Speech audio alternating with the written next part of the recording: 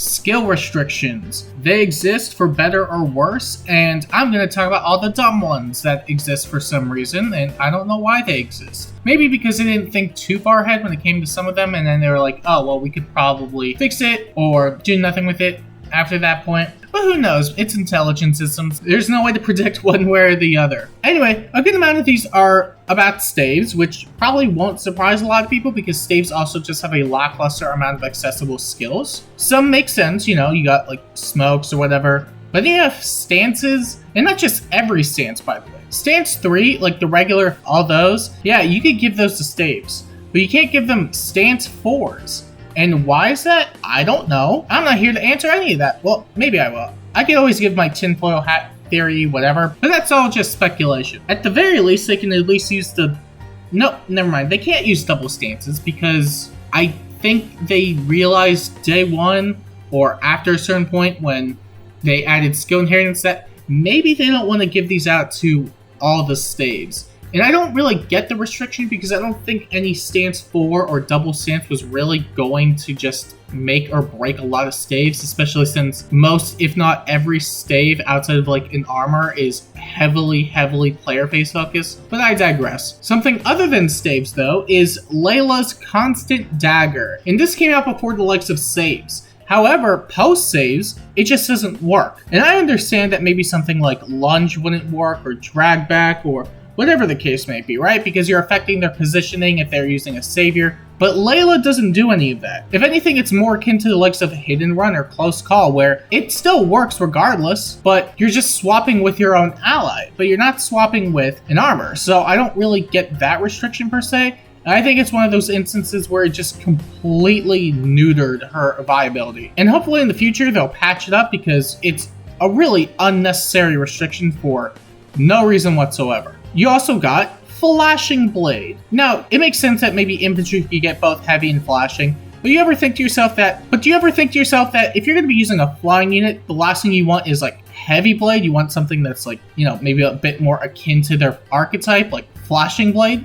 Well, they can't get it, nor can Cavs get it. They're locked to heavy blade, and at the very least for flyers they can use range, which is really convenient for heavy blade checks in general, but it's still an uphill battle, especially since heavy blade checks are some of the hardest checks to make in the game. But you know what, that's okay, because the armors can get flashing blade, so if you were ever worried on that front, don't worry, it's not just infantry, armors can use it too. You also have Assault Troop, and this was a recent addition from the last summer banner on Summer Edelgard, and it's basically just a super warp effect where you can teleport up to 3 spaces ahead of where you are, which is really good for just getting distance. It's definitely more catered to Summer Edelgard because, I mean, she has Gale Force and super hidden run strategies with her Raging Storm and all that, but I digress. You can give it to any sword, lance, or axe unit.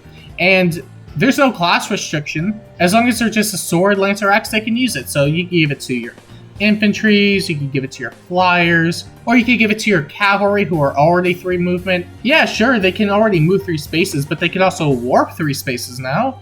So on the one chance that you have to deal with like a tree or something, it might work. Maybe. Couldn't tell you. But you know who else can't get it? Dragons or beasts or any of those. Maybe it makes sense in that front. I'm just not sure why they'd want to limit it on that front and then just say, okay, Cavs, you can get it. You don't need it.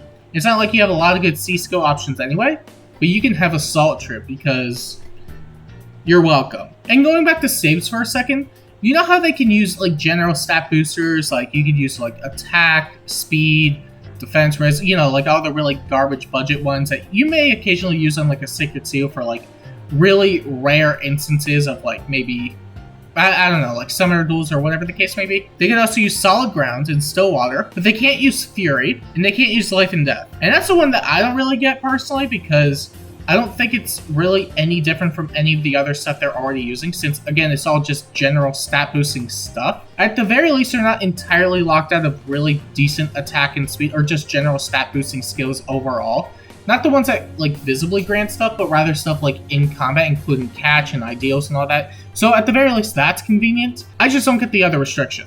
And then you have dual ranged. And duels in general aren't exactly common for good reason. It just isn't too competitive nowadays.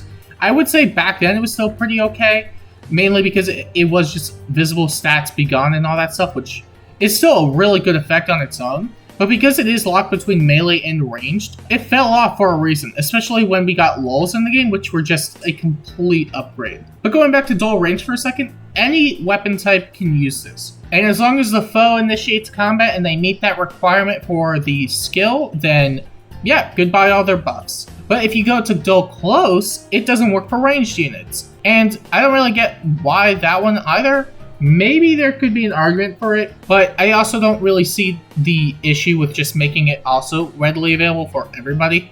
Because, well, if you could give dual range to all melee units, you should be able to give dual close to every ranged unit. And this is just a personal thing, but I don't think you'd be running any sort of distant counter melee unit with a dual ranged, especially nowadays, or even back then, because you just had a lot of other B slot options, even at the time. So yeah, it's not exactly the best restriction, but I don't think anybody's really going out of their way to use it anyway. And the final skill, or at least list of skills on the list, would be the dance skills. You know, your Caldera dance, your Firestorm dance, all those stuff, right? You could give it to every unit except Staves, obviously, because Staves don't get anything good. And I don't think this one's necessarily, like, awful per se, but I don't understand why they'd want to give it to, first off, a majority of the units, since they can't use it, since it requires the unit to have either sing or dance or whatever dance PRF skill they have, because otherwise it's just not going to activate. And on top of the fact that they just made it so Staves can't get it. If you're going to go all the way for that, I don't know why they just locked Staves out of it. And this is more of a brief side tangent, but I also found it interesting while looking through the skills and stuff,